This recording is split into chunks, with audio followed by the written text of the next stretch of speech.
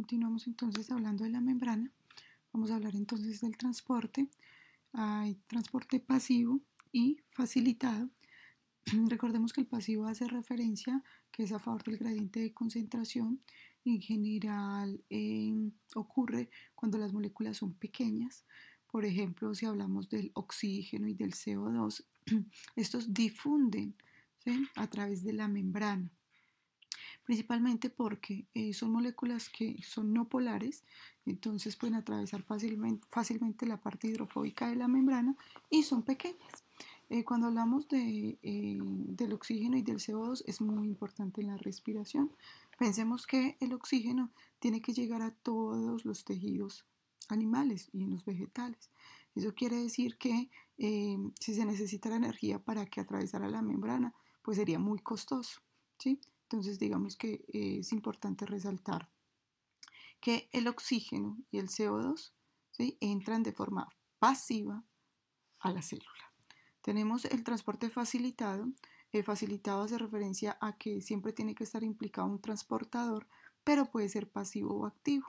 Recordemos entonces que activo hace referencia a que hay un gasto de energía.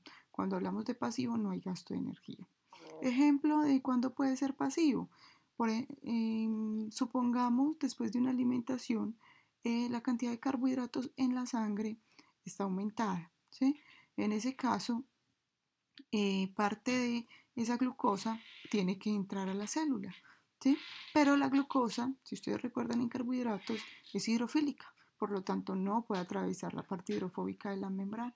¿Qué necesita? Necesita un transportador, ¿sí? Bien, tenemos entonces que ese transporte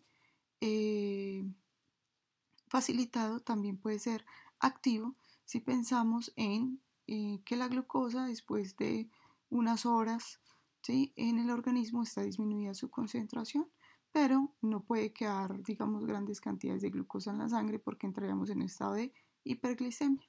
En ese caso, esa glucosa debe entrar de todas formas a la célula y entra unido a un transportador que transporta sodio. Entonces el sodio entra a favor del gradiente de concentración y lo que hace la glucosa es unirse a ese transportador, pero él entra en contra del gradiente de concentración.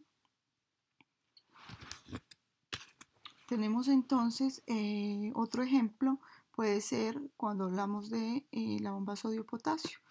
Mientras entra sodio sale potasio o viceversa.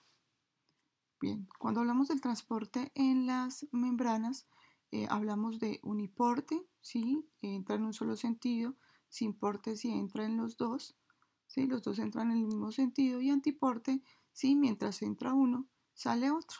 Entonces, en uniporte podemos hablar del ejemplo de la glucosa después de una comida. En simporte, el ejemplo sería cuando entra el sodio, ¿sí?, o la misma proteína transporta sodio a favor del gradiente de concentración y glucosa en contra del gradiente de concentración. Y antiporte, el ejemplo sería la bomba sodio-potasio.